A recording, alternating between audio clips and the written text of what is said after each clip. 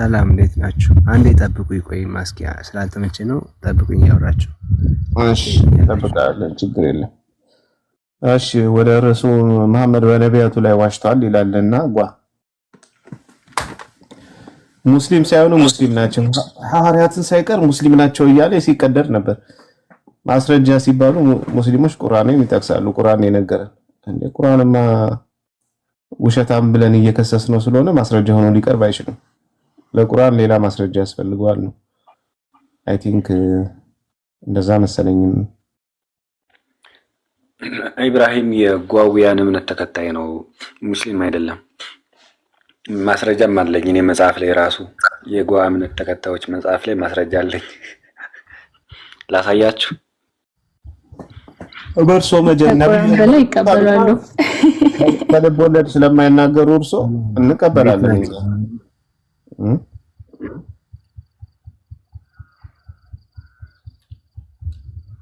እሰማለሁ። ተመለስክ? አዎ ትሰማለህ።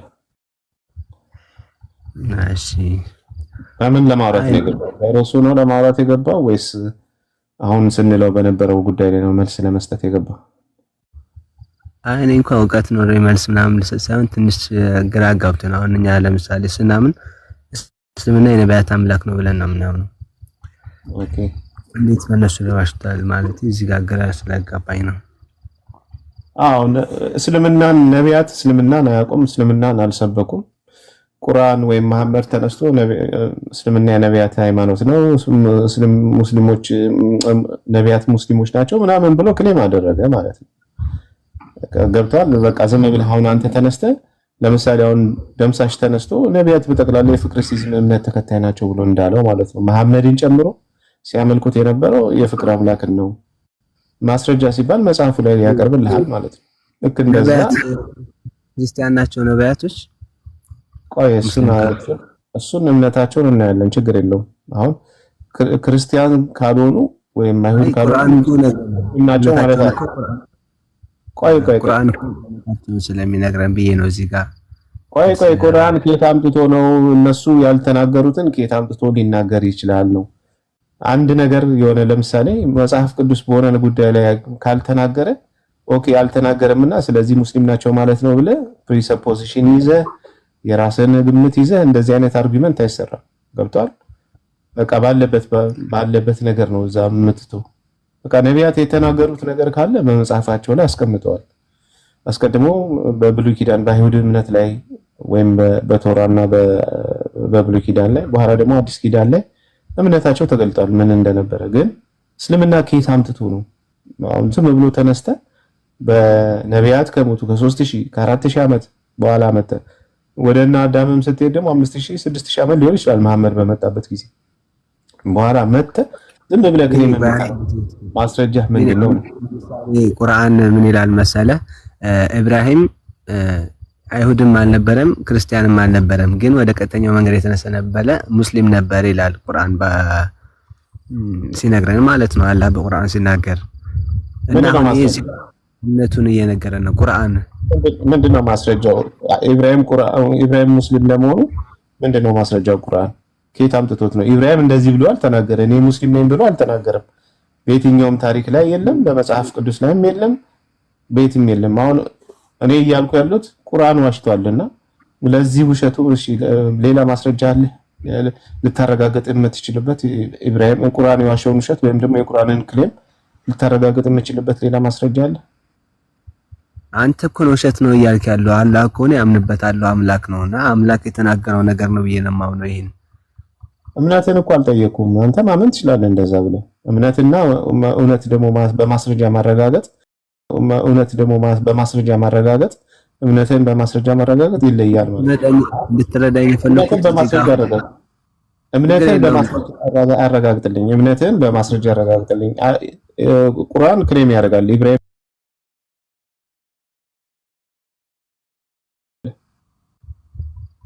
የፈለከው ከቁርአን ውጪ ነው? አዎ እኛ ቁርአንን አናምነውም። ቁርአን ዋሽቷል ስለያለን ስለሆነ የቁርአንን ውሸት የሚያረጋግጥ ማስረጃ አምጣ። ቁርአን ራሱ ማስረጃ ሆኖ ሊቀርብ አይችልም። እሱ ነው የተከሰሰው።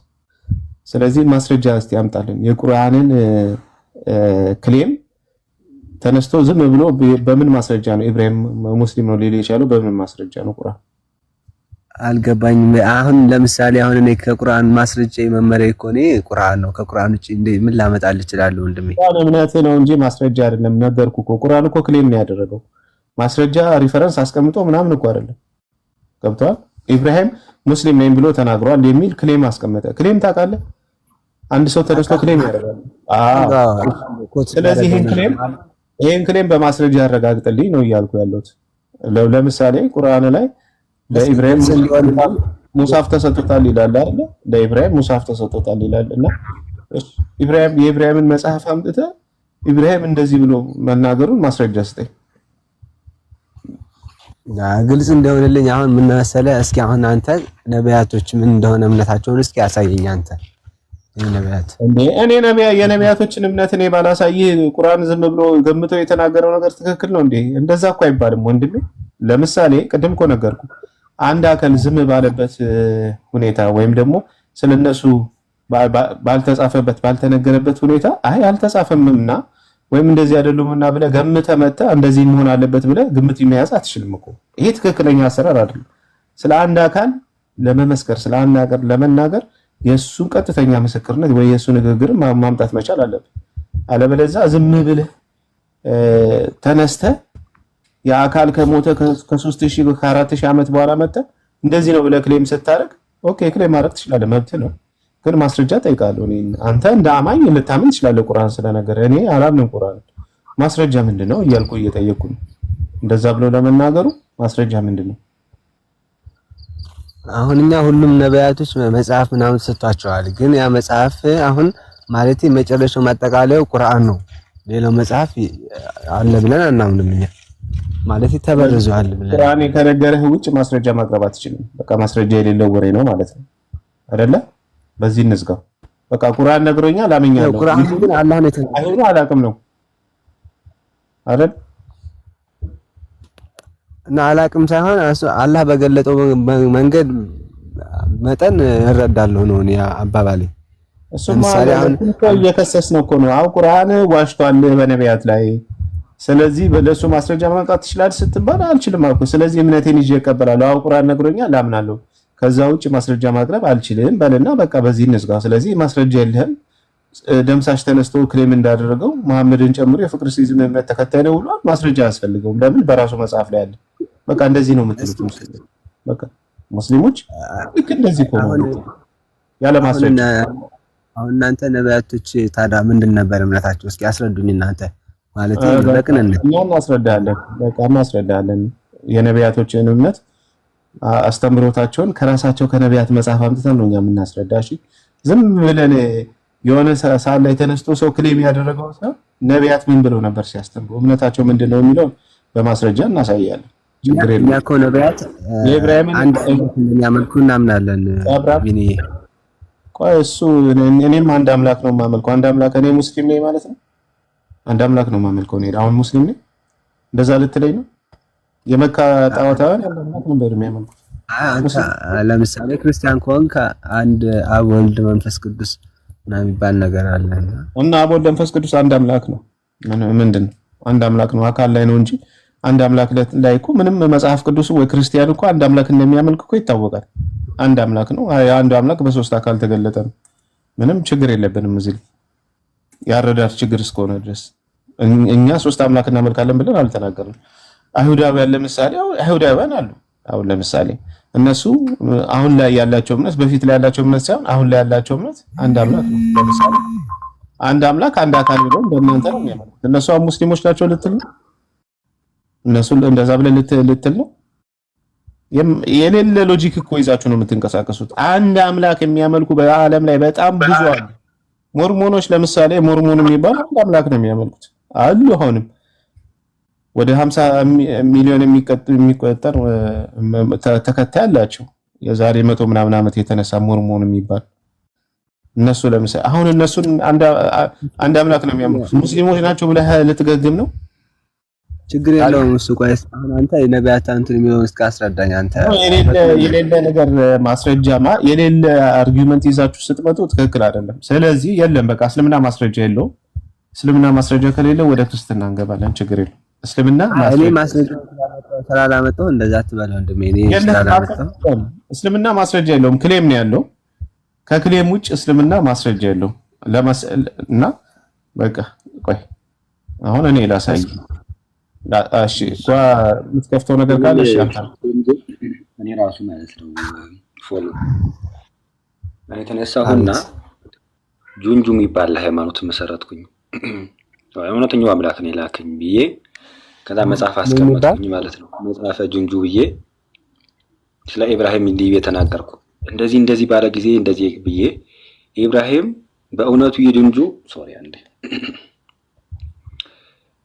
ምዕራፍ 4 ላይ ማለት ነው ብዬ ጻፍኩኝና ኢብራሂም በእውነት የጁንጁ እምነት ተከታይ አማኝ ነው በል ጁንጁ እውነተኛ የነቢያት መንገድ ነው ምናምን ብዬ ጽፌ እንደዚህ ብዬ ክሌም ባረግ ከእስልምና አንፃር እንዴት አንተ ልትሞግተኝ ትችላለህ?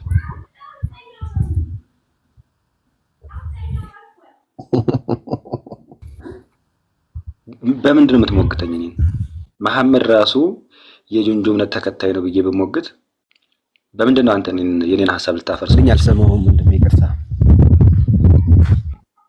መሐመድም ሌሎችም ሁሉም ማለት ነው የጁንጁ እምነት ተከታይ ነው የሚል ጽሑፍ አስቀመጥኩ መጽሐፍ ላይና ጁንጁ የሚል እምነት ድገምልኝ እስኪ። አልሰማሁም ይቅርታ። ኔትወርክ ቀይ ስላበራ ነው። አሁንስ አይሰማም? አይሰማም? አሁን ይሰማል። አሁን አውራኝ እስኪ።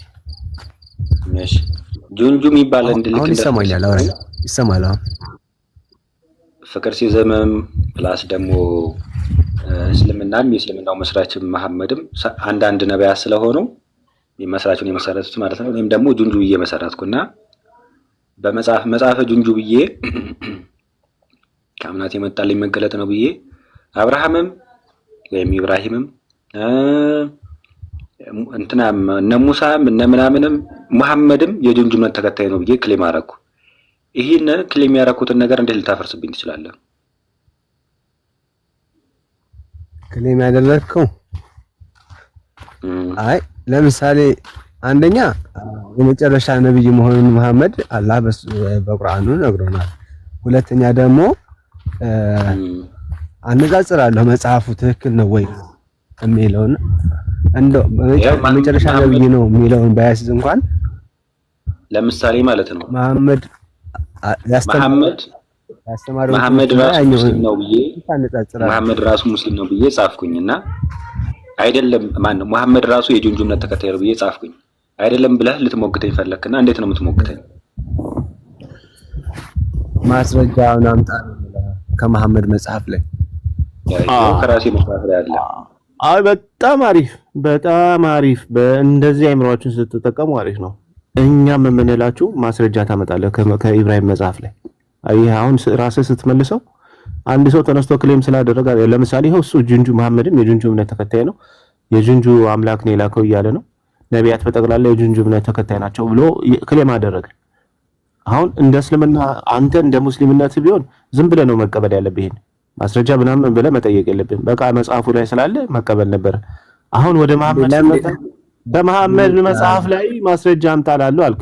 ቆይ ስማ፣ ወደ መሐመድ መጥቶ ሲጠይቅ ከመሐመድ መጽሐፍ ላይ ማስረጃ አምጣላለሁ አልክ። በጣም ጥሩ። እኛም እያለን ያለ ነው እንደዚህ ዝም ብሎ ክሌም ስለተደረገ እውነት ስለማይሆን ከኢብራሂም መጽሐፍ ላይ ማስረጃ አምጥተህ አሳየን ነው እያልን ያለ ነው። በቃ ገብቶሃል።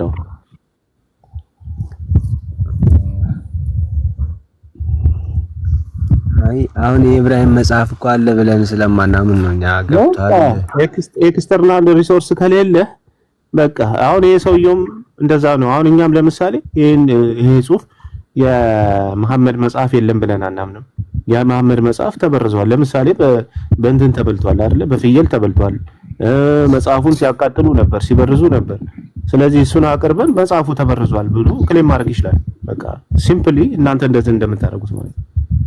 የጁንጁ እምነት ተከታይ በመጨረሻ እኔ እንደምመጣ ነብይ መሐመድ ተናግሮ ነበረ እና ግን መጽሐፋችሁን ስላቃጠላችሁ ራሳችሁ በመጽሐፋችሁ ላይ ስለጻፋችሁ አቃጥለናል ብላችሁ ሌሎችን መጽሐፍ ሰብስባችሁ አንድ አይነት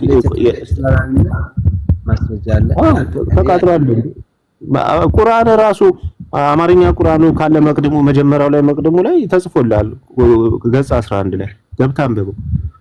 እስኪ አሳይኝ። ማን ነው ያቃጠለው? ኡትማን ነው ሰብስቦ አቃጠለ አይልም እንዴ? እኔ አዲሱንም ከፍቼ ላሳይሻለሁ ከፈለክ አሁን እዚህ ጋር።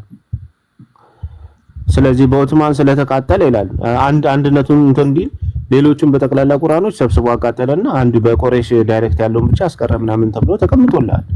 ስለዚህ ቁርአንን አቃጥለ ሱናን አናሲ 1944 ላይ ደግሞ ፍየል በላው ይላል።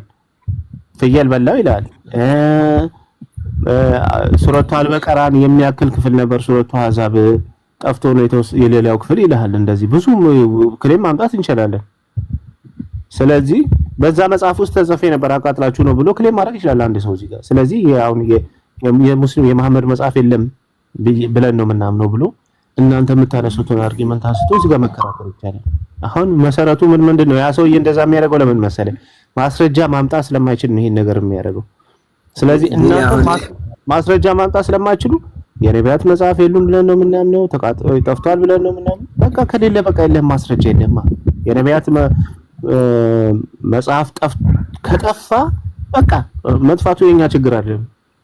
በማስረጃ ልታረጋግጠው የምችለው ነገር ስላልሆነ ክሌምን ይዘህ ትቀመጣለህ። በቃ ክሌም ብቻ እምነትህን ይዘህ ትቀመጣለህ።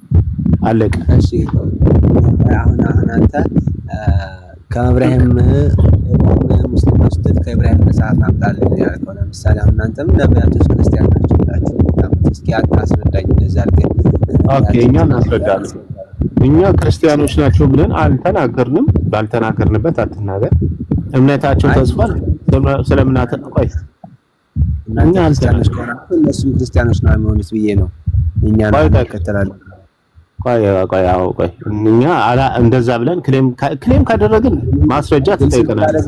ረጋ ብዬ እሰማለሁ፣ ችግር የለብኝም። ረጋ ብዬ በየዋህነት ነው የማወራህ፣ ችግር የለውምና በየዋህነት ነው የምመልስልህ። እንደዛ እንድትመልስልኝ ነው። ለምሳሌ ግልጽ ላድርግ ብዬ ነው ጥያቄን። አንተ ከእብራሂም አምጣልኝ ብለኸኛልና እምነታችን ኦኬ እሺ እናንተ የምታነሱትን ክሌም እንዳለ ባቀርበው ፎሎ አርጉኝ። በጣም በቃ ልትመልሱት አትችልም። ለምሳሌ ቅድም ይኸው ሜንሽን ያደረገው ሳሂህ ቡኻሪ 4987 ላይ ቁርአኑ ተቃጥሏል፣ ግጭት ተገኝቶበት ነበረ፣ ኮፒ እንዲጻፍ አደረገ። አይ ቲንክ ማነው ኡትማን። እስኪ አሳይኝ፣ ከላይ ዘገባውን አሳይኝ እስኪ። ሳሂህ ቡኻሪ ነው ያለው ሳሂህ አልቡኻሪ ነው ባይዘው። ቡኻሪ መቼም ዳይፍ አለው አትለኝም። ስክሪንሾት አድርገውና እኔ ራሴ ያለው ዋራስ አልቡኻሪ 4997 ነው የሚለው 87 ራስ ደግሞ ተቃጥሎ እንትን ፍየላ የሚበላቸው አለ። ከዛ ደግሞ አሁን ላይ እናንተ ከለ የምታደርጉት አንዳለ አሁን ላይ መጽሐፉን ሳየው እንደዛ ባይልም አሃረ እንደ ግጭት ተገኝቶበታል ምናምን። አንድ ግጭት ለምሳሌ ላሳይ ቁርአን ላይ እኔ ማላምንበት ማለት ነው። የጆንጁስ ተከታይ እኔ ሱራ 221 ላይ እንዲህ ይላል። አንድ ግጭት ብቻ ላሳይህና ከዚህ አንፃር በቃ መጽሐፉ ተበርዟል፣ መሐመድ መጨረሻ ነብይ ነው የሚለው ሐሰት ነው ምናምን ብዬ ክሌም አደርጋለሁ። ሶ ሚለላል እዚህ ላይ አጋሪ የሆኑ ሴቶች እስኪያምኑ ድረስ አታግባቸው ይላል። እዚህ ላይ አጋሪ የሆኑ ሴቶች ማለት ክርስቲያኖችም አጋሪዎች ናቸው። ስንተኛው ሱራ ነው? 221 አጋሪዎችን እንዳታገቡ ማለት ክርስቲያኖች ደግሞ አጋሪ እንደሆኑ ብዙ ቦታ ላይ ተጽፏል። ማይዳ 5:5 ላይ ደግሞ ምን ይላል መሰለህ? ሱረቱል ማይዳ አንቀጽ 5 ላይ ጠብቆች የሆኑ ሴቶችን ከመጽሐፉ ባለቤቶች መህሮቻቸውን በሰጣችኋቸው ጊዜ ልታገባቸው ተፈቀደ ይላል። የማንን የመጽሐፉ ከሰጡ ሰዎች ምግብም ብሉ ሴቶችንም አግቡ ይላል። ስለዚህ ቁርአኑ ትክክል አይደለም። ነብዩ የጁንጁ እምነት ተከታይ ነው፣ ግን የጁንጁ እምነት ተከታይ አይደለም ተብለው የጻፉት ከዛ በኋላ የመጡ ሰዎች ናቸው ብዬ እንደዚህ ክሌም አደረኩ። ግግም ብዬ ማለት ነው። በምን ልትሞግተኝ ትችላለህ? አይነኩ ሞግት አንደኛ ሐሳቡ ነው። ለምሳሌ አሁን የሱ ይዘት ለምሳሌ አሁን እስልምና ይሰብከናል አይደለ? የሚያስተምረን ነገር አለ ያን ነገር እንትን የሚል ከሆነ ከተመሳሳይ ከሆነ የማይጋጭ ከሆነ ልቀበለውም እችላለሁ እኮ ወንድሜ። ለምሳሌ ቁል ሁወ አላሁ አሐድ ይላል ሱረቱ አናስ ላይ። ጁንጁ አንድ ነው። ጁንጁም አንድ ነው። አንዱ ጁንጁም ልክ ጁንጁም የሚባል ነገር ይኸው አለ እንጂ ይኸው በመጽሐፌ ላይ የጁንጁምነት አለ። መጽሐፈ ጁንጁም ይላል አሳየውም። ጁንጁ አንድ ነው። አይ ክሌም እናንተ ክሌም የምታረጉት ነው። ክሌም እያረኩ ያለሁት ባይዘው እኔ እውቀት የለኝም ብዙ ወንድሜ። ግን አሁን አሳይኝ እስኪ አሁን የነቢያት እምነታቸውን አሳይኝና እስኪ አይ በነገራችን ላይ እናሳያለን። እሺ ግን ያው በቃ በጓ ክሌም መሰረት እስልምና ጓን መጥቶ ትክክል አይደለም ሊል የሚችልበት አንዳች ነገር ሊኖር አይችልም። ምክንያቱም በቃ ራሱ እሱ ጽፏል፣ የራሱ መጽሐፍ አለው፣ አምላክ ተገለጠልኝ ብሏል። ይዞት በመጽሐፉ ስለራሱም ሆነ ስለ ሃይማኖቱ ስለ አምላኩ ይመሰክራል። በቃ ይሄ ማስረጃ ነው። መሐመድን ጨምሮ የጁንጁ እምነት ተከታይ ነው ብሎ ካለ ልትከራከሩ አትችልም። አይደለም ብለህ ልትለው አትችልም። አዎ አይደለም ብለህ ልትከራከር የምትችለው ምንድነው? ኖ በመጽሐፋችን እኮ ከዚህ መጽሐፍ በፊት የነበረው የመሐመድ ጊዜ የነበረው መጽሐፍ ላይ እኮ አይልም የሚለው እንደዚህ ነው ብለህ ካልክ ብለህ ወይም ከዛ መጽሐፍ ማስረጃ ጥቀስና አሳየን ብለህ የምትሞግተው ከሆነ ተመሳሳይ ነገር አንተ ላይ አፕላይ እናደርጋለን። እኛም መሐመድ ይዞት በመጣው ቁርአን ላይ ስለቀደሙ ሰዎች እንደዚህ ብሎ ስለተናገረ አንቀበለውም። ከነሱ መጽሐፍ ላይ ከፍታችሁ ገልጣችሁ አሳዩን እንላችኋለን ማለት ነው። ልክ አርጊመንቱ እንደዛ ነው የሚሆነው። ስለዚህ አሁን የነቢያትን እምነት እናሳይ። ዘፍጥረት 18ን ክፈትልኝ።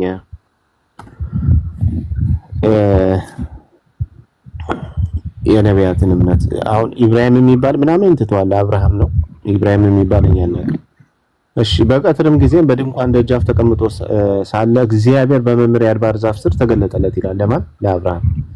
አይኑንም ይሄው እያነበብኩልህ። አይኑንም አነሳ፣ እነሆም 3 ሰዎች በፊቱ ቆሙ አየ። ባያቸው ጊዜ ሊቀርባቸው ከድንኳን ደጃፍ ተነስቶ ሮጠ፣ ወደ ምድርም ሰገደ፣ እንዲህም አለ፣ አቤቱ በፊት ሞገስ አግኝቼ እንደሆነ ባሪያን አትለፈኝ ብዬ እለምንሃለሁ አለ። አብርሃም ነው እንደዚህ ብሎ የሚናገረው። እንግዲህ እግዚአብሔር ተገለጠለት ይላል ቁጥር 1 ላይ። እግዚአብሔር አይኑን ሲያነሳ ምን አየ? 3 ሰዎች አለ። ስለዚህ እግዚአብሔር በ3 ሰዎች አምሳል እንደተገለጠለት እዚህ ጋር መጽሐፉ ይናገራል። ከዛ በኋላ ሄዶ ለሶስቱም ሰገደ ይላል አይደለ? በምድርም ሰገደ፣ እንዲህም አለ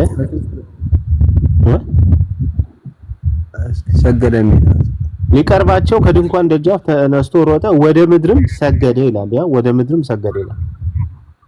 አየው አይታ ቁጥር 2 ላይ አድርግለት። ቁጥር 2 ላይ ወደ ምድርም ሰገደ የሚለው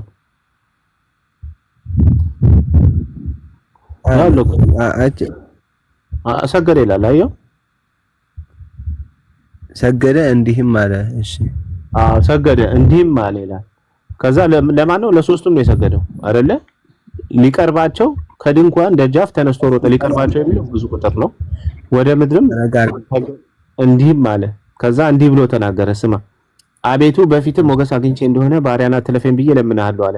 እሺ መልሶ ደግሞ አሁን እዚህ ጋር ለምንድን ነው በነጠላ ቁጥር የተናገረው? 3 ሰዎች በፊቱ ቆመው ሳለ ለሶስቱ እንደሰገደ ከተናገረ በኋላ መልሶ አቤቱ በፊት ሞገስ አግኝቼ እንደሆነ ባሪያን አትለፈኝ ብዬ እለምንሃለሁ ብሎ ከአንድ ሰው ጋር እንደሚያወራ አድርጎ ለምን ተናገረ አብርሃም እዚህ ጋር? ይሄ ሚስጥር ይገባል። እኔ አሁን እንዴት መሰለህ የምረዳው? እስኪ አንዴ ዝቅ አድርግልኝ እና ማለት ያረዳል ልንገርና እንደሱ አይደለም ትለኛለህ። እሺ ዝቅ አድርግልኝ። እሺ ቁጥር ስንት ላይ ላድርግልህ?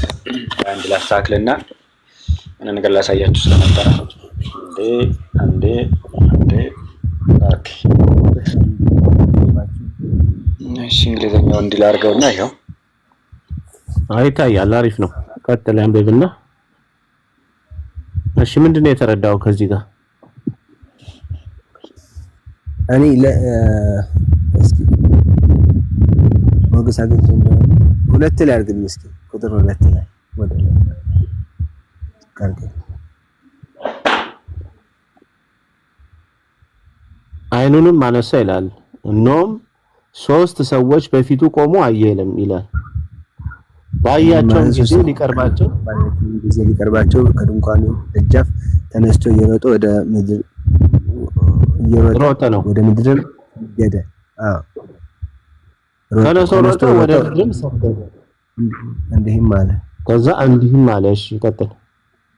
3 ላይ እኔ ምረዳ ለምሳሌ ሲገለጥለት ሶስት ሰዎች የተገለጡለት ሶስት ሰዎች ናቸው። ከዛ ሶስት ሰዎች ስለመጡ ለፈጣሪው ሰገደ አይደለም። በቀትርም ጊዜ ቁጥር 1 ለቀትርም ጊዜ በድንኳን ደጃፍ ተቀምጦ ሳለ እግዚአብሔር በመምሪያ አድባር ስር ተገለጠለት ነው የሚለው ቁጥር 1 ላይ ወንድሜ። እግዚአብሔር ነው የተገለጠለት። ሶስት ሰዎች አይደሉ፣ እግዚአብሔር ነው የተገለጠለት ግን በሶስቱ አምሳል ነው። አይኑንም አነሳና ሶስት ሰዎች በፊቱ ቆሞ አየ። ባያቸውም ጊዜ ሊቀርባቸው ከድንኳኑ ደጃፍ ተነስቶ ሮጠ፣ ወደ ምድርም ሰገደ፣ እንዲህም አለ ይላል። ከዛ በኋላ እንዲህ ብሎ ተናገረ ከሰገደ በኋላ። ከዛ በኋላ እግዚአብሔር መሆኑን ይኸው ከ3 ቁጥር ላይ አቤቱ በፊትህ ሞገስ አግኝቼ እንደሆነ ባሪያን አትለፈኝ ብዬ እለምናለሁ። ለሰው ነው እንደዚህ ብሎ በፊትህ ሞገስ አግኝቼ የሚለው ባሪያን የሚለው አይደለም፣ ለአምላኩ። አቤቱ በፊትህ ሞገስ አግኝቼ እንደሆነ ባሪያን አትለፈኝ ብዬ እለምናለሁ ብሎ ተናገረ። እሺ መጀመሪያ ላይ 3 ሰዎች ናቸው የተገለጡለት ሰገደላቸው ከተባለ በኋላ ወይም ደግሞ ሊያገኛቸው ሮጠ ተብሎ የሰገደው ለነሱ ነው ወይስ የተገለጠለት አምላክ እንደዛ ያልከኝ ነው ወይስ ለተገለጡለት በፊቱ ለተገለጠለት ለሶስቱም ነው የሰገደው? ለአንዱ ሰገደ ለሁለቱ ሰገደ አይልም። ይሁን የሚለው አይኑንም አነሳና 3 ሰዎች በፊቱ ቆመው አየ አለ። ባያቸው ጊዜ ይቀርባቸው በሰው አምሳል ነው የተገለጠለት። በራሱ አምሳል አይደለም ፈጣሪ የተገለጠው በሰው አምሳል ነው። በራሱ አምሳል ማለት ምን ማለት? እግዚአብሔርማ በእግዚአብሔርነት ክብሩ ከተገለጠማ ሰው አይቶት አይደለም ቢሞት ሰው ስለሚሞት እንደዛ አይገለጥም። እግዚአብሔር ሰው ሊያየው በሚችለው መጠን ነው የሚገለጠው። መጽሐፋችን እንደዛ ነው የሚያስቀምጠው። ስለዚህ ለሙሴ ሰው ሊያየው በሚችለው በሰው አምሳል ነው። ምን ይላል መሰለ? በቀትርም ጊዜ እርሱ በድንኳን ደጃፍ ተቀምጦ ሳለ እግዚአብሔር በመምሪያ አድባር ዛፍ ስር ተገለጠለት ነው የሚለው። አይኑንም አነሳ፣ እነሱ ሰዎች በፊቱ ቆመው አየ። ባያቸውም ጊዜ ሊቀርባቸው ከድንኳን ደጃፍ ተነስቶ ወጣ፣ ወደ ምድርም ሰገደ፣ እንዲህም አለ። ለሶስቱም ሰዎች ሰገደ። ከዛ እንዲህ አለ፣ አቤቱ በፊትህ ሞገስ አግኝቼ እንደሆነ ባሪያን አትለፈኝ ብዬ እለምንሃለሁ አለ። ለምን እንደዚህ ብሎ ተናገር? 3 ሰዎች ሆነው ሳለ አብርሃም ለምንድን ነው በነጠላ ቁጥር አቤቱ በፊትህ ሞገስ አግኝቼ እንደሆነ ባሪያን አትለፈኝ ብዬ እለምናቸዋለሁ ሳይሆን እለምንሃለሁ ለምን ብሎ ተናገረ? ይገባል ይሄ ነገር? ካልገባ ላስረዳ። እንዴት ይገባኛል ማለት አስረዳኝ አንተ። በጣም ጥሩ። ለምን እንደሆነ ታውቃለህ? አብርሃም የሥላሴ ሚስጥር ስለገባው የእግዚአብሔር አንድነትና ሶስትነትን ስለገባው እንደዚህ ብሎ ተናገረ። 3 ሰዎች በፊቱ ቆመው ሳለ እግዚአብሔር አንድ ስለሆነ በባህሪው በአካል 3 ቢሆንም በባህሪው አንድ ስለሆነ ስለገባው አቤቱ በፊትህ ሞገስ አግኝቼ እንደሆነ ባሪያን አትለፈኝ ብዬ እለምንሃለሁ ብሎ ተናገረ። ከዛ ቀጠለና ጥቂት ውሃ ይምጣላችሁ፣ እግራችሁንም ታጠቡ፣ ከዚህ በታችም ምረፉ፣ ቁራሽ እንጀራም ላምጣላችሁ፣ ልባችሁንም ደግፉ፣ ከዚህ በኋላ ትሄዳላችሁ። ስለዚህ ወደ ባሪያችሁ መጣችኋልና ይህ ወደ ባሪያችሁ መጣችኋልና በብዙ አለ። እነርሱም እንዳልክ አድርግ አሉት። አብርሃምም ወደ ሚስቱ ገባ ይልና ከዛ በኋላ ደግሞ ራሱ እግዚአብሔር የተናገረውን ላሳይ። እግዚአብሔር ደግሞ ቁጥር 9 ጀምሮ እነርሱም ነው የሚለው። 3ቱም ሰዎች ሲናገሩ እነርሱም ሚስት ሳራ ወዴት ናት አሉት ይላል ቁጥር 9 ላይ። እነርሱም ሚስት ሳራ ወዴት ናት አሉት። ይሄ በብዙ ቁጥር ነው አሉት። እርሱም በድንኳን ደጃፍ ናት አላቸው። ስማ እንደ ልብ ብለህ ስማ። እርሱም አብርሃምም ምን አለ? በድንኳን ደጃፍ ናት ብሎ ተናገረ። እነርሱም እሺ እየሰማ ነው? እየሰሙ ነው። አዎ እሺ ቁጥር 9 ላይ ልድገምልህ። እነርሱም ነው የሚለው። ስማ እነርሱም ሚስት ሳራ ወዴት ናት አሉት ብሎ በብዙ ቁጥር ነው አይደለ? አንድ ላይ እንደተናገሩ 3ቱም ሰዎች እዚህ ጋር ትረዳለህ። እርሱም ማን ነው? አብርሃምን በድንኳን ደጃፍ ናት አለ።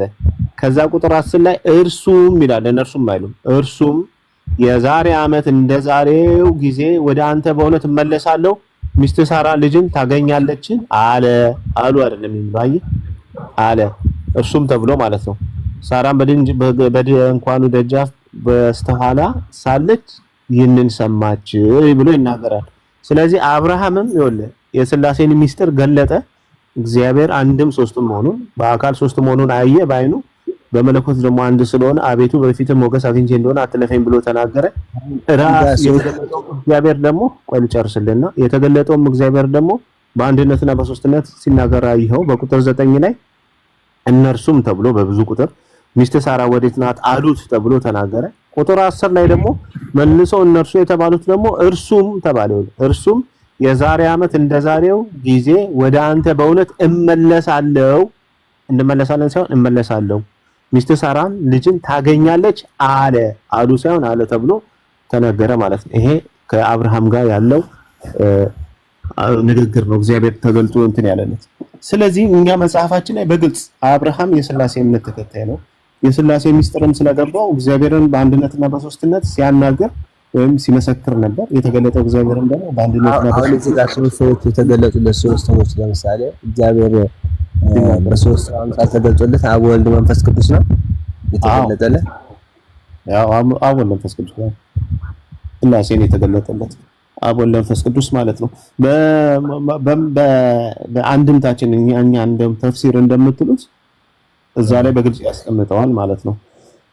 ገብተዋል። ስለዚህ አብርሃም ሥላሴን እዚህ ጋር ሶስት አንድነትና ሶስትነት ምናምን እሺ፣ ሌላ ደግሞ ኢሳይያስን ላሳይ ደግሞ ኢሳይያስ ደግሞ እምነቱ ምን እንደነበረ ላሳይ። ኢሳይያስ 53ን ክፈተለት። ኢሳይያስ 9:6ን 7:12ን ከዛ 53ን ኢሳይያስ 40ን እሺ ነዳኔንም እናሳያለን። ችግር የለም። አብርሃም ጋር ሳንወጣ ገላትያ ምዕራፍ 3 ቁጥር 8 ላይ መጽሐፍም እግዚአብሔር አሕዛብን በእምነት እንዲያጸድቅ አስቀድሞ አይቶ በአንተ አሕዛብ ሁሉ ይባረካሉ ብሎ ወንጌልን ለአብርሃም አስቀድሞ ሰበከ ይላል።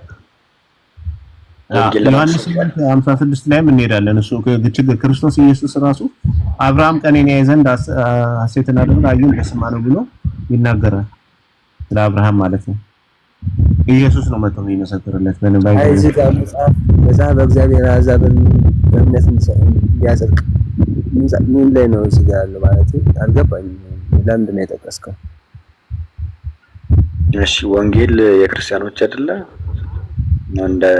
እናንተም እንደምትሉት የነሳራዎች ወይም ደግሞ ለክርስቲያኖች ነው። እንጂል ማለት ነው። ወንጌል ማለት አዎ። ወንጌል ለማን ተሰብኳል? ለአብርሃም ተሰብኳል። የወንጌል ደግሞ እግዚአብሔር አንድም ሶስትም ነው። ከሶስቱ አካል አንዱ ደግሞ አንድ አካል ማን? ወልድ ይመጣል። ባይዘው አንደኛው አካል ለምን ቀረ? ከእርሱ ጋር ቁጥር 18 ምናምን አካባቢ ያሉት ቃላቶች ዘፍጥረት 18 ማለት ነው የሚናገሩት ማን ነው? ከእርሱ ዘርን ስለሚነሳ ከእርሱ ጋር የቆየው ማን ነው ብለው ይፈታሉ። ወልድ ነው ብለው አባቶች ይፈታሉ። ኦኬ አባቶችን ይጣን እንትን ለማለት ያክል ማለት ነው። ለማንኛውም ግን ወንጌልን ለማን ሰበከ? ወንጌል ለአብርሃም ተሰብኳል ነው። የወንጌል ትምህርትን ለሱ የእስልምና ትምህርትን ለአብርሃም ተሰብኳል አይደለም። የምን ትምህርት? የወንጌል ትምህርት። ይሄ ወንጌል ደግሞ የክርስቲያኖች ትምህርት ነው። እሺ ወደ ኢሳይያስ እንት ነበረ? ኢሳይያስ 9:6 ላይ አየህ ወንጌል እንዴት እንደተሰበከለት የሥላሴን አስተምሮ አስቀድሞ እግዚአብሔር አብርሃም እንዴት እንደሰበከ አብርሃምን እንዴት እንደመለሰ አይተናል። እሺ ኢሳይያስ 9:6 ላይ እኔ ሚውት ላድርግ እያዳመጥኩ ነው፣ ግን ንፋስ ስላለ ነው። እሺ ወንድሜ እናመሰግናለን። እሺ ኢሳይያስ ትንቢተ ኢሳይያስ ከዚህ ልክፈተው ብዬ ነው። አንተም ከሱ ጋር ክፈተውና እኔ ከዚህ ላንብበው። 9:6 ላይ ላንብብልህ። ኢሳይያስ እምነቱ ምንድነው ላልከው መሲሁ ክርስቶስ ኢየሱስ በስጋ እንደሚመጣ እሱ ደግሞ በስጋ የመጣው የመጣው ደግሞ አምላክ መሆኑን የመሰከረው። ስለዚህ የኢሳይያስ እምነትን እየነገርኩ ነው። ነብይ ነው ኢሳይያስ። ሕፃን ተወልዶልናል፣ ወንድ ልጅም ተሰጥቶናል፣ አለቃነት በጫንቃው ላይ ይሆናል፣ ስሙም ድንቅ መካር፣ ኃያል አምላክ፣ የዘላለም አባት፣ የሰላም አለቃ ተብሎ ይጠራል ብሎ አስቀድሞ ክርስቶስ ከመምጣቱ ከ800 ዓመት በፊት ወር 700 ዓመት በፊት ስለሚመጣው ስለመሲሁ ስለ ክርስቶስ ትንቢት ተናገረ። እንደሚወለድ ሕፃን ያ የተወለደው ልጅ ደግሞ ማን ነው አለው? ስሙ ድንቅ መካር፣ ኃያል አምላክ፣ የዘላለም አባት፣ የሰላም አለቃ ተብሎ ይጠራል ብሎ ተናገረ ማለት ነው። ስለዚህ አሁን ይህን ኢሳይያስን መጽሐፍ አንብበ ይሄን ሰውዬ ሙስሊም ነው ልትለው አይችልም። ይሄ የመሰረታዊ የሆነ የክርስትና አስተምሮ ነው። አው ክርስቶስ ኢየሱስ በስጋ ተወልዷል። ያ የተወለደው ደግሞ በስጋ የመጣው ደግሞ ማን ነው? እርሱ አምላክ ነው ብለን እናምናለን። ዮሐንስ ወንጌል ምዕራፍ 1 ላይ ይሄን በግልጽ ያስቀምጠዋል። በመጀመሪያ ቃል ነበረ፣ ቃልም በእግዚአብሔር ዘንድ ነበር፣ ቃልም እግዚአብሔር ነበረ ካለ በኋላ ቁጥር 14 ላይ ቃልም ሥጋ ሆነ ጸጋና እውነትን ተመልቶ በእኛ አደረ። ቃልም ሥጋ ሆነ ሲል ሰው ሆነ ወይም ተወለደ ማለት ነው። ጸጋና እውነትን ተመልቶ በእኛ አድሮ ሰው እንደሆነ ይናገራል ማለት ነው። ስለዚህ ከወንጌል ጋር የሚስማማ አስተምሮ ማለት ነው። ኢሳይያስ ግልጽ የሆነ ስለ መሲሁ ስለ ክርስቶስ በሥጋ እንደሚወለድ አስቀድሞ በትንቢት የተናገረበት ነው። ኢሳይያስ 7:14ን ደግሞ ግልጽ የሆነ እናሳየውና ኢሳይያስ 7:14 ላይ እንዲህ ይላል፣ ስለዚህ ጌታ ራሱ ምልክት ይሰጣችኋል፣ እነሆ ድንግል ትጸንሳለች፣ ወንድ ልጅም ትወልዳለች፣ ስሙንም አማኑኤል ብላ ትጠራዋለች። ማናለ ድንግል ይወልድ። አየህ፣ አስቀድሞ ድንግል በድንግልና እንደምትወልድ እንደምትጸጥ፣ ይሄ ደግሞ ምልክት ነው። ድንግል ስለማታረግዝ ይሄ ምልክት ነው ለማን? ለአማኞች በጠቅላላ። እመቤታችን በድንግልና ነው ያለ ወንድ ዘር ነው ክርስቶስን እንትን ያለችው። ስለዚህ ጌታ ራሱ ምልክት ይሰጣችኋል፣ እነሆ ድንግል ትጸንሳለች፣ ወንድ ልጅም ትወልዳለች፣ ስሙንም አማኑኤል ይሉታል። አማኑኤል ማለት እግዚአብሔር ከኛ ጋር ሆነ ማለት ነው ትርጓሜው። ይሄን በአዲስ ኪዳን ልናሳይ እንችላለን ትርጓሜውን ማለት ነው። አሳየው በአዲስ ኪዳን ላይ ማቴዎስ ላይ ኮረስፖንድ አድርገውና እሱን እዛው ያመጣልሃል። ስለዚህ አስቀድሞ ኢሳይያስ ከእሱን አንብብለታል። አስቀድሞ ኢሳይያስ ምን ብሎ ተናገረ? ድንግል በድንግልና ትወልዳለች፣ ይሄ ደግሞ ለማያምኑ ምልክት ነው ካለ በኋላ የሚወለደው ደግሞ አማኑኤል ነው አለ። አማኑኤል ማለት እግዚአብሔር ከኛ ጋር ነው። እግዚአብሔር ከኛ ጋር ሆነ። እንዴት? ስጋን ተዋህዶ በስጋ ማለት ነው። በስጋ ከኛ ጋር ሆነ ማለት ነው። አንብብለት አይታየኝም። ኦኬ ራቅ ብሏል አይታየኝም። እሺ ዝም ብለህ አድርግልህ። ሉቃስ ወንጌል ምዕራፍ 1 ቁጥር 30 ጀምሮ መልአኩም እንዲህ አላት፣ ማርያም ሆይ በእግዚአብሔር ፊት ጸጋን አግኝተሻል፣ አትፍሪ። እነሆ ትጸንሻለሽ፣ ወንድ ልጅም ትወልጃለሽ፣ ስሙንም ኢየሱስ ትይዋለሽ። እርሱም ታላቅ እግዚአብሔር ልጅ ይባላል። ጌታ አምላክም የአባቱን የዳዊትን ዙፋን ይሰጠዋል። ይህ ፍጻሜው የትንቢት ፍጻሜው ነው። እንዲህ ተብሎ የተነገረው በኢሳይያስ ጌታ ይወለዳል ተብሎ አማኑኤል የሚለው አማኑኤል ይሉታል የሚለው አይ ቲንክ እሱ በደምብ ስለሚያውቅ አይላውቀው። እሺ መንፈስ ቅዱስ ይመጣል። አንዴ አሁን እዚህ ጋር እኮ አሁን አማኑኤል ከኛ ጋር አማኑኤል ይባላል ወይም ደግሞ እንደዛ የሚባል ነገር እኔ ካሁን በፊትም ሰምቻለሁ። እግዚአብሔር ከኛ ጋር ሆነ ማለት ግን ደግሞ አሁን መጽሐፍ ቅዱስ ላይ ኢየሱስን አምላክ ለማለት እኔ አሁን አንዳንድ ጥያቄዎች አሉብኝ። በነገራችን ሰው ነኝ ምናምን ይላል፣ ነብይ ነኝ ይላል። እሱ ነብይ ነኝ እያለ ማቴዎስ 1:23 ላይ ተፈትለት የትንቢቱን ፍጻሜ እናሳይህና ችግር የለውም ጥያቄዎችን ትጠይቃለህ። እነሆ ድንግል ትጸንሳለች፣ ልጅም ትወልዳለች፣ ስሙንም አማኑኤል ይሉታል የተባለው ቃል ይፈጸም ዘንድ ይህ ሁሉ ሆኗል። ትርጓሜው እግዚአብሔር ከኛ ጋር ሆነ ማለት የሚል ነው ይላል። አይ አስቀድሞ ኢሳይያስ እነሆ ድንግል ትጸንሳለች የሚለው ነገር ይፈጸም ዘንድ ክርስቶስ ኢየሱስ በስጋ ተወልዷል ማለት ነው። ስለዚህ በስጋ የተወለደው ደግሞ ማን ነው? አማኑኤል። አማኑኤል ማለት ምን ማለት ነው? እግዚአብሔር ከኛ ጋር ሆነ ማለት ነው። ስለዚህ እግዚአብሔር ከኛ ጋር ሆነ የሚለው ትርጓሜ እኛን መስሎ በእኛ ስጋት ስለተገለጠ ነው ከኛ ጋር ሆነ የተባለው ማለት ነው። ስለዚህ አሁን ኢሳይያስን እምነት ኢሳይያስ 7:14 ላይ ኢሳይያስን አይተህ የኢሳይያስን እምነት ምንድነው ትለዋለህ? ክርስቲያን ነው። የክርስትናን አስተምሮ በደንብ አድርጎ አስቀድሞ መሲሁ በስጋ እንደሚወለድ የተናገረበት ነው። ስለዚህ ይሄን ነብይ ይዘህ ሙስሊም ነው ልትለው ስለማችል ወይ የሌላ እምነት ተከታይ ነው ልትለው አትችልም። አንድ ከኢሳይያስ ላይ ኢሳይያስ 53 እናሳየውና ደረቅ ወንጌል ነው የሚባለው በነገራችን ላይ እሱን እናሳይህና ስለ መሲሁ ምን ብሎ እንደተናገረ ከዛ በኋላ አንተ ራስህ ወደ ሌሎች ደግሞ እንሄዳለን። ወደ ሌሎች ነቢያት ኢሳይያስ 53 ላይ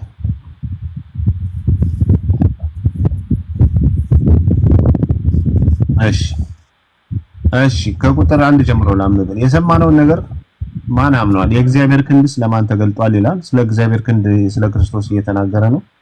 በፊቱ እንደ ቡቃያ ከደረቅ መሬትም እንደ ስር አድጓል። እንደ ሳር ከደረቅ መሬት ማለት በፊቱ እንደ ቡቃያ ከደረቅ መሬት እንደ ሳር አድጓል ብሎ ሲናገር ያለ ወንድ ዘር መወለዱን እየተናገረ ነው። ያለ ዘር ሳር አይበቅልም አይደለ? እርሱ ግን ያለ ዘር በቀለ ብሎ እየተናገረ ነው ማለት ነው። ስለዚህ እንደ ሳር በቅሏል ይላል። መልክና ውበት የለውም፣ ባየነውም ጊዜ እንወደው ዘንድ ደም ግባት የለውም። ይሄ ደግሞ ስለ ስቅለቱ ነው የሚናገር። ክርስቶስ በተሰቀለ ጊዜ ከድብደባና ከስቃይ ብዛት ደም ግባት የለውም። ፊቱ በደም ተለውሶ ስለነበረ ብዙ ተጎድቶ ስለነበረ በሚሰቀልበት ጊዜ የሚሆነውን ነገር እየተናገረ መልክና ውበት የለውም፣ ባየነውም ጊዜ እንወደው ዘንድ ደም ግባት የለውም ይልና የተናቀም ከሰው የተጠላም የሕማም ሰው ደዌንም የሚያውቅ ነው። ሰው ፊቱን እንደሚያዘሩበት የተናቀ ነው፣ እኛም አላከበርነው ይልና በእውነት ደዌያችንን ተቀበለ፣ ሕመማችን ተሸከመ። እኛ ግን እንደተመታ በእግዚአብሔር እንደተቸገረን ቆጠርነው አለ። እርሱ ግን ስለመተላለፋችን ቆሰለ፣ ስለ ደህንነታችን ደቀቀ። የደህንነታችን ተግሣጽ በእርሱ ነበርና በእርሱ ቁስል እኛ ተፈወስን። አሁን ስለ ክርስቶስ ነው የሚናገረው። ይሄ አዲስ ኪዳን አስተምሮ ነው አይደል? ክርስቶስ ኢየሱስ ስለኛ ተሰቀለ፣ ስለኛ በእኛ ፋንታ እሱ ደቀቀ ወይም መስቀል ላይ ሆነ፣ በእርሱ ቁስል እኛ ተፈወስን የሚለው ይሄ በጠቅላላ የአዲስ ኪዳን ወይም ደግሞ የክርስቲያኖች አስተምሮ ነው። አሁን ስለ ክርስቶስ እየተናገረ ነው። እሺ እሱ ግን ስለ መተላለፋችን ቆሰለ፣ ስለ በደላችንም ደቀቀ። የደህንነታችን ተግሣጽ በእርሱ ነበረና በእርሱ ቁስል እኛ ተፈወስን። እኛ ሁላችን እንደ በጎች ተቅበዝብዘን ጠፋን፣ ከእኛ እያንዳንዱ ወደ ገዛ መንገዱ አዘነበለ። እግዚአብሔር ግን የሁላችን በደል በእርሱ ላይ አኖረው አለ። ተጨነቀ፣ ተሰቃየን፣ አፉንም አልከፈተ። ይሄ ሁሉ ትንቢት ተፈጽሟል። ባይዘው እናሳያለን። ክርስቶስ ኢየሱስ ሲያሰቃዩት አንድም ነገር አልተናገረም። እንደሚነዳ በግ ዝም ብሎ ነው እንደሚታረድ በግ እየተጎተተ ይሄዳላቸው። ምክንያቱም የትንቢቱ ይፈጸም ዘንድ ነው። ስለዚህ እኛ ሁላችን እንደ በጎች ተቅበዝብዘን ጠፋን፣ ከእኛ እያንዳንዱ ወደ ገዛው መንገዱ አዘነበለ። እግዚአብሔር ግን የሁላችን በደል በእርሱ ላይ አኖረው። ተጨነቀ፣ ተሰቃየም፣ አፉንም አልከፈተም። ለመታረድ እንደሚነዳ ጠቦት በሸላቶቹ ፊት ዝም እንደሚል በግ እንዲሁ አፉንም አልከፈተም። በማስጨነቅና በፍርድ ተወሰደ። ስለ ሕዝቤ ኃጢአት ተመትቶ ከሕያዋን ምድር እንደተወገደ ከትውልዱ ማን አስተማረ? ስለምን? ስለ ሕዝብ ኃጢአት ማለት ነው። ስለኛ ኃጢአት ነው ክርስቶስ የሞተው ብለን የምንናገረውን ነገር አስቀድሞ ማን ይነግረናል? ኢሳይያስ በእርሱ ቁስል እኛ መፈወሳችን ይነግረናል። እሺ ጨርሻለሁ። ከክፎች ጋር መቃብሩን አደረገ፣ ከባለጠጎች ጋርም በሞቱ ሆኖ ግፍንም አላደረገም፣ በአፉም ተንኮል አልተገኘበትም ነበር። እግዚአብሔር በደዌ ያደቀው ዘንድ ፈረደ። ነፍሱንም ስለ ኃጢአት መስዋዕት ካደረገ በኋላ ዘሩን ያህል ዕድሜውም ይረዝማል፣ የእግዚአብሔርን ፈቃድ በእጁ ይከናወናል እያለ ይጠቅሳል። እሺ ምንድነው ሐሳብ አለ መሀል ላይ ስትገባ? ቀጥል ሐሳብ ካለ። አይ አሁን ስለመሰቀል ምናምን እያወራ ነበርና እኔ አሁን በሱ በኢየሱስ ምናምን ጉዳይ ብዙ ጥያቄ አለኝ። ማለት ከመለሳችሁልኝ አንዱ ወይ ሁለት ስለ ኢየሱስ አይደለም ወንድሜ፣ ስለ ኢየሱስ ሌላ ጊዜ ትጠይቃለህ። አሁን ስለ ነቢያት እምነት ነው። ስለ ነቢያት ስለ ክርስቶስ ምን ብለው ተናገሩ የሚለውን እያሳየን ነው፣ ርዕስ እንዳንለቅ ነው። አሁን ነቢያት እምነታቸው ምንድነው አይደል? ሐሳብ እሱን እኮ እያሳየን ነው። ይኸው ስለ ክርስቶስ ኢየሱስ መምጣት፣ ስለ መሲሁ መሞትና መሰቀል፣ በሱ ቁስል እኛ ስለመዳን፣ ስለኛ ብሎ መከራን መቀበሉን፣ በሸላቶቹ ፊት ወይ በገዳዮቹ ፊት ዝም ማለቱን ይሄን አስቀድሞ ትንቢት ተናግሯል እያለ ነው። በቃ አሁን የኢሳይያስን እምነት እየነገር ነው። ስለዚህ ኢሳይያስ ምንድነው እያለ ነው?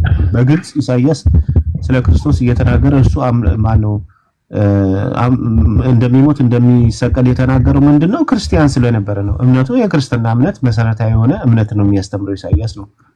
ኦኬ መዝሙረ ዳዊት 22ን ቁጥር 16 ጀምሮ እሱ ደግሞ የዳዊትን ደግሞ እናሳይ። ዳውድ የምትሉት እናንተ የዳውድ እምነቱን ደግሞ እናሳይ።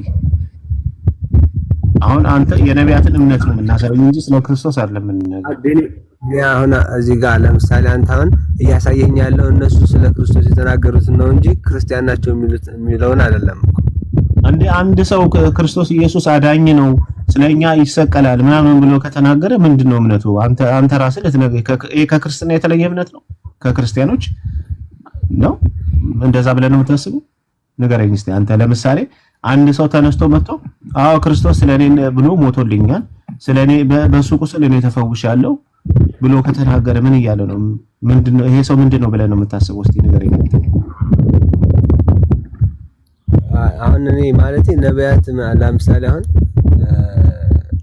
ክርስቲያን ምናምን የሚባለው ከክርስቶስ ምናምን ከመጣ በኋላ አይደለም ማለት በእናንተ እምነት? እኔም እምነታቸውን ነው የነገርኩህ። ቆይ ችግር የለውም። አሁን እኮ ስም አሁን ለምሳሌ አንድ በሆነ ነገር ላስረዳ። ለምሳሌ የስሙ ጉዳይ ከሆነ አው ዘግይቶ ነው የመጣው። ክርስቶስ ኢየሱስ ሞቶ ካረገ በኋላ በሐዋርያት ሥራ ምዕራፍ 9 ላይ ነው በአንጾኪያ ነው አንድ ዓመት ተሰብስበው ከዛ ክርስቲያን ተባሉ የሚባለው። ግን ከዛ በፊት ያ ስም ስለሌለ ሐዋርያት የክርስቶስ ተከታይ አይደሉም፣ ክርስቶስን አያውቁም ልትላችን። ክርስቲያን ማለት የክርስቶስ ተከታይ ነው። ስሙ ዘግይቶ ስለመጣ ድርጊቱ የለም ማለት አይደለም። ለምሳሌ አንድ ልጅ ሲወለድ እስከ 3 ዓመት ስም ባይወጣለት ማለት ነው። እስከ 3 ዓመት ስም ባይወጣለትና 3 ዓመቱ ላይ ስም ብታወጣለት እስከዛ ስም እስከሚወጣለት በፊት ድረስ ያለው ከዛ በፊት 3 ዓመት ሙሉ ህልውና ያለው ማለት ብለህ ልትል ነው ያን ሰው ያጻ ልጅ ህልውና ያለው እስከዛ ቤቢ ማሙሽ እያልከው 3 ዓመቱ ላይ ትክክለኛ ስም ብታወጣለት ስሙ ከወጣበት ጊዜ ጀምሮ ነው ህልውና ያለው ወይስ ደግሞ ያ ልጅ ከተወለደ ጀምሮ ነው ህልውና ያለው ነው ብለህ የምትናገረው? ማንነት ያለው ለኔ ሲወለድ ጀምሮ